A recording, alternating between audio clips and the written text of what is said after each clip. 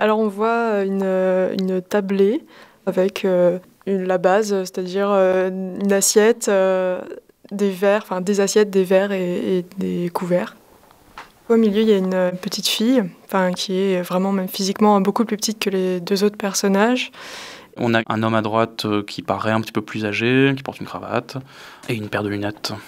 C'est vrai que c'est un peu une idée commune quand on se fait des repas de famille où tout le monde lâche des idées sur un peu tout et fait sa politique de comptoir.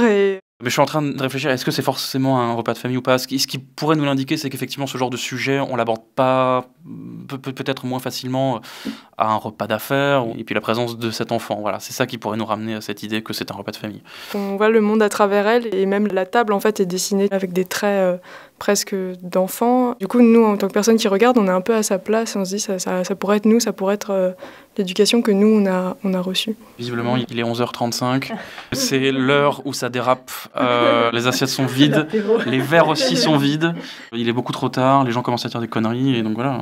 Les deux personnages adultes semblent en grande discussion alors que l'enfant ne dit rien. C'est un peu le cliché du repas de famille qui dérape quand un oncle ou une tante commence à dire des choses limites. Elle reproduit exactement les mêmes gestes que ses parents. Ça renforce du coup encore plus le fait qu'elle soit écrasée, qu'elle soit dominée par ses deux parents, c'est qu'elle fait comme eux par automatisme. Moi, j'interprète ça plutôt comme un moi, avec la main plaquée sur soi. Je me tais, en fait, en posant le doigt sur sa bouche. Je pense qu'en hors champ, en fait, il y a d'autres convives, donc il y a d'autres adultes. Alors on sait pas.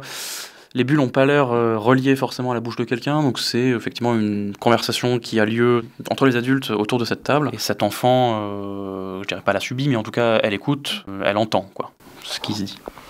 Elle entend, oui, mais je pense aussi que finalement, elle l'emmagasine. Parce que quelque part, elle est emprisonnée à la fois par les adultes qui lui tournent le dos, donc qui ne lui offrent pas finalement, un cadre où on peut l'écouter, où elle aurait quelque chose à dire, elle en est totalement exclue. Mais en plus de ça, elle est enfermée également par ces deux bulles qui sont finalement d'une grave violence. Parce qu'on est quand même en train d'insinuer qu'il y a probablement quelqu'un, je pense, au vu de la discussion, qui a subi une agression ou quelque chose. Des fois, quand je vois quelqu'un qui a des vêtements courts ou des choses comme ça, par automatisme, je vais me dire, en effet... je l'avoue, je me dis par automatisme, en effet, elle porte un vêtement court. Après, évidemment, ça justifie pas le viol, etc., ça c'est sûr, mais c'est vrai que j'ai cet automatisme.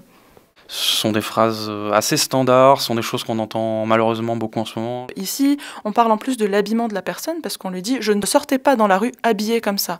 Donc sous-entendant que si une personne se fait agresser, c'est parce qu'elle l'a cherché, parce qu'elle a été habillée de telle façon à ce qu'elle ait provoqué l'agression. Donc en fait, on enferme la victime finalement dans le rôle de la coupable.